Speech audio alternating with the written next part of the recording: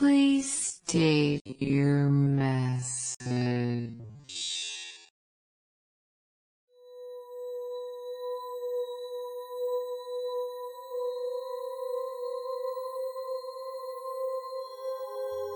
Three-Eyed Frog presents The Heart of Ether.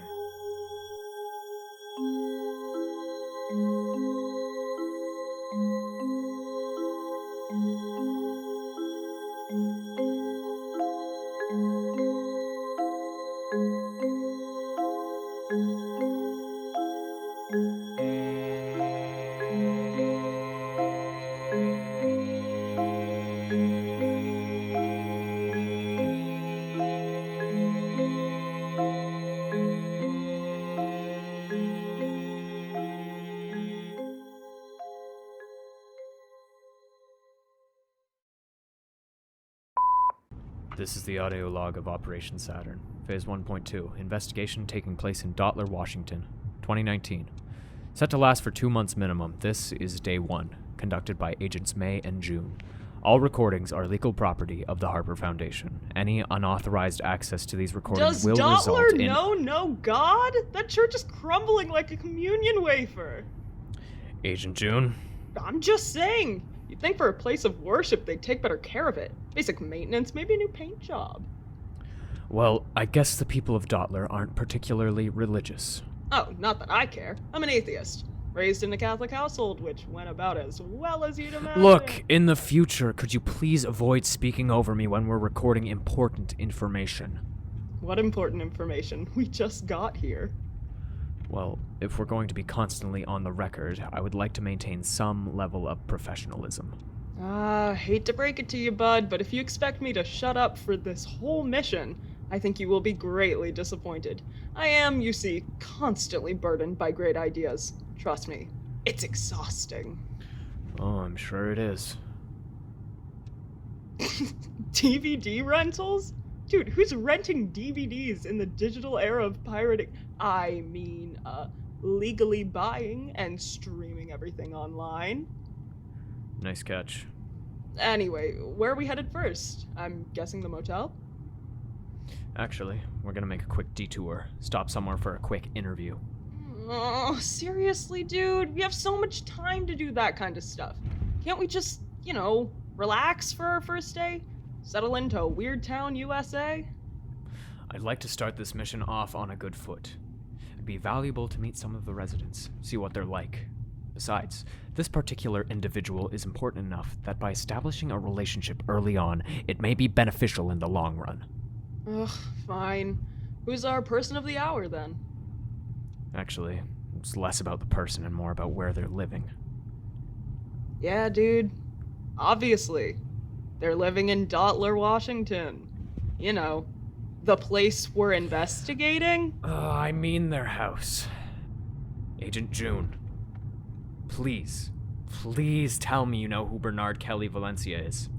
Obviously, dude. That's like asking a chemistry student if they know what an electron is. Actually, I failed chemistry, so maybe that isn't the best analogy. But yeah, Bernard Kelly Valencia, a super weird dude that the entire town was kind of freaked by. Supposedly was well known among the ether community for his vast range of research conducted with Dorothy Wood. Nobody actually knows where all that work went after he and Dorothy died, though. Actually, it's possible some of it was left behind in his own house. Wait, seriously? Didn't all of his belongings go to his son afterwards? According to the original house plans, there's an attic. His son, after leaving the house once and for all, never mentioned there being anything in the attic. This could mean it was just empty, but that fact would have had to been noted at some point. His son was thorough in his complaints about clearing his father's house from what we could find. It's possible nobody ever even bothered to look up there. So you think he had something in his attic that just never got found? That's what the Foundation believes. Alrighty then. That's not too bad. We just break into a dead guy's house and pillage around through his attic. I mean, how hard could that be? It's not that simple. There's a new tenant living there. Ah, I see. Do you think they know? Perhaps. There was a recent missing person report linked to the house. An inspector who the landlord sent out to investigate a supposed mold problem. Classic. Which leads us to believe that the new tenant is at least familiar with ether. assuming the mold problem was of supernatural origin, which is probable due to the house's location and the report filed by the landlord describing the mold. Yellow, with an odd scent. So what's our plan? Are we just going to go and ask to search the house? Unfortunately, the Foundation couldn't acquire a formal search warrant. We'll have to convince the new tenant to let us in of their own free will. Who is this person anyways? Her name is Irene Gray. She's 21 years old, works as a forestry aide. Do we know anything else about her? Let's just say the mold inspector isn't the only missing persons case she's connected to. 4 years ago, an 18-year-old girl named Rosemary Quinn went missing. Officials think it's likely she ran away. Irene Gray was Rosemary's girlfriend. The police's interview with Irene states that the two of them had planned on running away together not long after the date Rosemary had gone missing. Way to rat your girlfriend out like that. She could have been desperate for any sort of lead, even if that meant getting herself and Rosemary in trouble. And she did get in trouble, I believe. Though, not with the law, per se. Irene couldn't have known where Rosemary had gone, though. She was so emotionally devastated after the event, there was little chance she was faking it or lying to cover for Rosemary. She actually started therapy not long after. So why does it matter? Did they ever find Rosemary? Unfortunately, no. The official record states that the last place she was potentially seen was a local animal shelter, where she dropped off her cat, whose name she said was Sage. This, however, does not sync up with reports from her family claiming that the cat's name was Sir Griffin III, which led to some uncertainty. They had a difficult time tracking her after that, though. All they had to go off of was one potential gas station sighting, but all that resulted in was another dead end. You still haven't explained why any of this matters. Could you just be patient for one? Look, it's important because it's unlikely Irene Gray will let us explore her house if we just ask nicely. So we have to use bait? Could be a mutually beneficial relationship is what I'm saying. We both have something the other wants. Wait, does the Foundation, know what happened to that girl? Not quite, but potentially. I'll show you what we have once we stop the car. Great. This should be interesting. I'm sure it will be. It's a fax machine. How do you not know how to use a fax machine? I've literally watched you do it before. Well, I thought I knew, and I mean, come on, how come you get to judge me when you can't even use your phone properly? Oh my god, Aden, it's my day off. Can't you just look it up? I don't know how to describe the problem in a way a search engine will understand. It's too, specific. Ask someone there then. Carol and Julia probably know better than I do. Julia's sick and Carol's on some important phone call. Look, if we have to replace this thing, and it's my fault, I'm gonna freak out. Okay, wait until Carol gets off the phone What if and it sets then on fire or it something? won't. It's probably just jammed. But what if it does? Jeez, dude, just go find the manual. Why are you calling me? Because I am panicking, alright? Look, ever since the mold incident, I've been so scared. Constantly of everything. Every tiny thing that happens feels like it's the end of the world, especially because that dude's van went missing, and it's like you guys are just constantly waiting for the police to just show up at your door. Oh, Aden.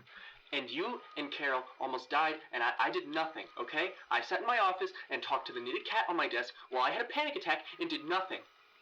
I just want to find some way to do good, to fix something, but instead I ruined the fax machine, and now I'm just failing you and Carol again. Hey, look, I'm sorry I snapped. It's not that big of a deal. No, you're right. I shouldn't have called you on your day off. It's fine. Seriously, don't worry about it. Do you need me to go down there and look at it? No, don't. I'm kind of starting to calm down, and I think if I can't find the manual, I'll just wait until Carol gets off the phone. That's a good idea. If you need a distraction or anything, you can still talk for a bit. I know how anxiety can be. That means a lot, Irene. Thank you. Of course. Is there anything in particular you want to talk about? I actually have a question. I've been thinking about it for a bit, but if it's too personal, you don't have to answer. I mean, I think you've already seen me at some pretty low points, so... Alright. You said you had a girlfriend who went missing. Yeah. What was her name? Rose. You may have seen the name Rosemary Quinn at some point, but it was years ago. Yeah, I don't remember. Sorry. It's fine. What happened to her? We never found out. For a long time, I've thought that she just decided she was sick of her life as it was. Ran away to start a new one without telling anyone where she went. It would have made sense. She planned on doing it for a while. Even took cash from her savings out in chunks so no one would be able to track her card when she did. Her mother simply wrote this off as poorly thought out impulse purchases. We'd planned our entire future together, though, and for her to just throw it out didn't make sense. Well, I'm sorry. I thought it was her mom at first, though. Grace Quinn. They investigated Grace for domestic abuse, believed Rose ran away to escape a dangerous situation. Upon Rose not answering her bedroom door, Grace broke it down. Rose had locked it before she went out the window, and her mother just decimated the doorknob to get in. At least that's what the police report says. Jeez. Without the child there, however, it was difficult to prove any abuse. I had some texts, her aunt had a couple of anecdotes, but that was all, though. Grace refused to admit to anything, of course. Was there abuse? Yeah. I'm so sorry. It was rarely ever physical, but it definitely happened. I mean, if Rose was trying to escape something, I hope she was safe in the end. I do too. That wasn't all, though. Grace acted really strange afterwards. When police asked what had happened the night before, she said she couldn't remember. Seriously, she didn't have any concrete details. She said she'd just woken up that morning and Rose was gone, but her story kept changing in little ways. It was disorienting. She seemed paranoid, jumpy, confused, even angry, but her anger wasn't directed anywhere. I might have felt bad for her if just the thought of her hadn't made my blood boil. I mean, I imagine your daughter going missing has got to have some sort of effect on you, even if you're not on good terms with her. Grace wasn't entirely there, though. Looking back, it's a lot more clear. I know some things that I didn't know back then. I wonder what was really wrong with her. I haven't talked to her in years. I'm certainly not about to start now. I mean, I kind of sympathize with her, but also she doesn't sound like a great person. Oh, no, she's horrible. I know I should feel more remorse for all the awful things I've said about her, but I don't. Not really. When Rose first went missing, I became blinded by rage. I screamed at Grace when I saw her, cursed in her face, said it was all her fault because I was scared and I had no other explanation. My dad had to drag me away before I attacked her. Jeez, Irene. I'm obviously better about my anger management now. Therapy at least did that for me. I mean, I get it. I can't imagine how hard that must have been for you. Yeah. Thanks, Aden. Of course, I know it's been a while, but you can always talk to me about it. I've said that before, but, you know. I appreciate it. I think Carol's call ended. And did the fax machine catch on fire?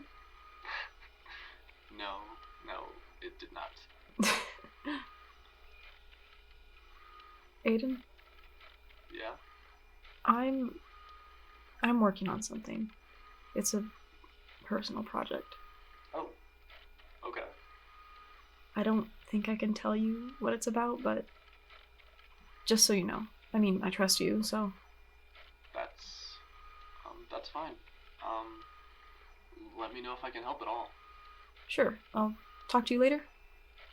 You too. Thank you again for talking. Not a problem. Bye. Talk to you soon. What did you do to the damn... Oh. Didn't realize my phone was recording. When did that start? Guess I turned it on at some point. Well, Rose, I'm talking to you now. Not just some figment of you in my head, but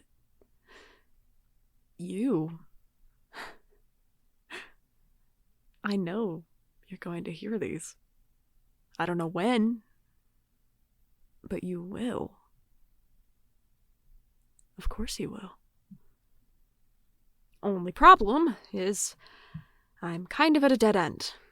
My only lead so far is a mysterious recording that popped up on my laptop with no explanation. I have no idea how any of those files got there. Do I just have to wait until whatever weird force that gives them to me decides to throw it my way? It's like gambling at that point. I don't know when I'll get something, or if what I find will be helpful or not. I mean, hell, I could get a new file on my computer and it'll just be some voicemail I sent you sophomore year about baking brownies. Who knows what I'll find or when I'll find it. I have to figure out something more reliable. Maybe figure out where the recordings are coming from and if I can use whatever it is to my advantage. Or, I don't know. Phoebe's coming over at some point to look in my attic. Maybe I should just... Huh. Wasn't expecting anyone. It could be pretty cool, you know, if I'm all like, ooh, yeah, no, tell us what we want to know, and you're like... You're too impressioned by all these movies that you've been watching. It could be great, it could be great. We could, like, stand back to back and, like, ooh, finger guns. No, yes, I'm ready to not go. doing finger Can guns. I help you? Okay, but just try Yes. it, just try it. Come on. Actually, is this the residence of Irene Gray? Who's asking? We're agents May and June of the Harper Foundation. We'd like to ask you a few questions if you don't mind. The hell is that? Ah, see, that's the point. You're not supposed to know. I mean, well, we do leave kind of cryptic ads in the local paper sometimes, but still. Agent June. What? I didn't choose to put those weird ads there. So, what, you're secret agents? If you'd like to call us that. May we come in? Why? We just need to ask you about a few things. I promise it won't be long. Are you gonna, what, search my house? You got something to hide? No, I'm sorry that I value my privacy. We're not searching your house right now. This will be much easier for all of us if you comply, Miss Gray. Fine. Thank you.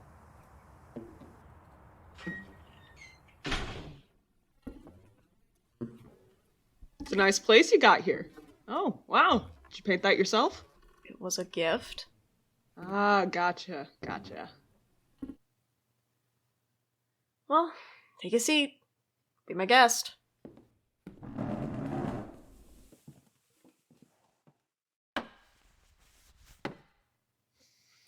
Agent June, take your feet off the table. Sorry. Can I get you both anything to drink? There are your manners. You're one to talk. What you got? Water. I could make coffee. I also have lemonade in the fridge, but that's for emergencies. I think I'm in the mood for an emergency lemonade. You, Agent May? I'm fine, thanks. How long have you lived here, Miss Gray? Not long. I moved here for work. And what do you do?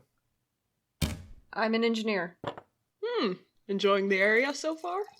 It's nice. The people are friendly. Much obliged.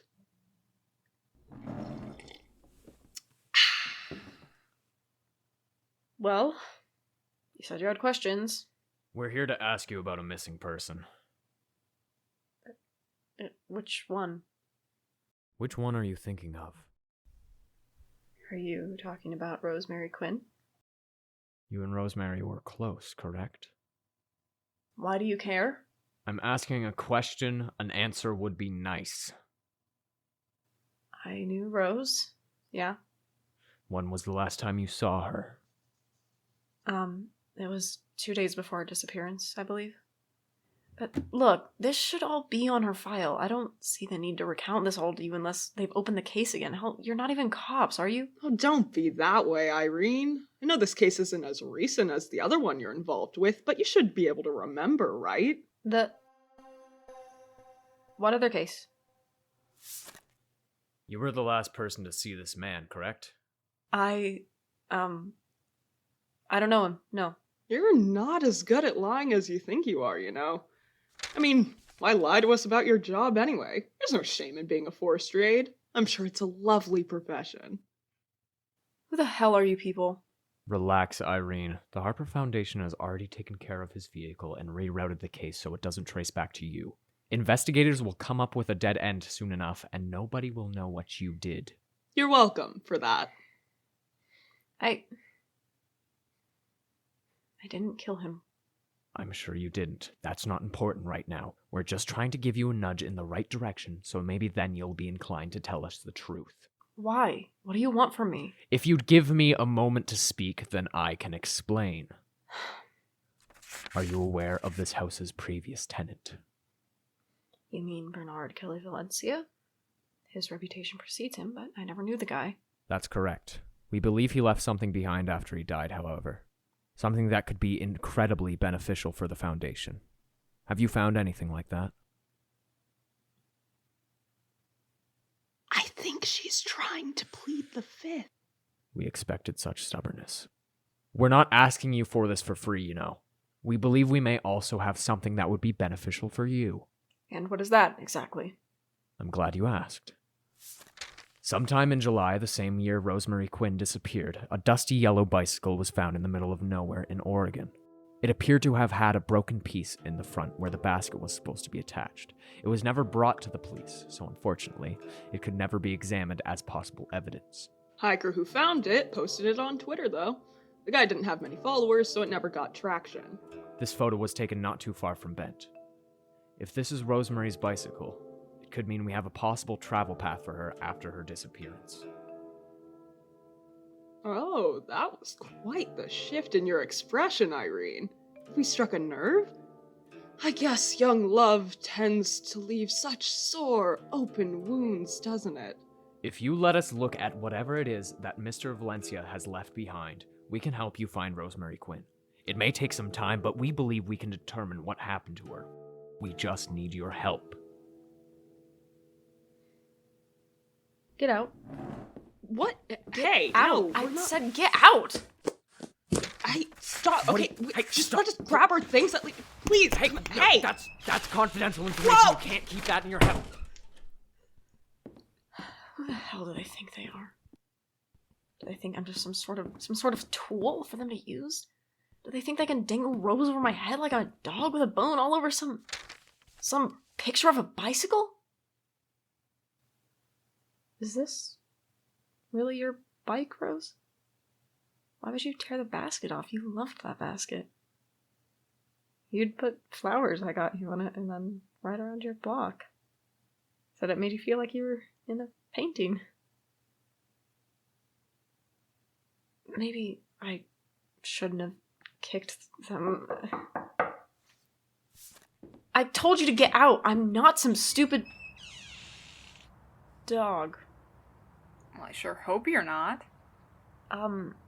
Hi. Sorry, it's just someone else was over and... Those two dudes? Yeah, they didn't look very happy. That one guy, the one who had his tie undone for some reason, he had to chase one of the papers down the street. Really funny.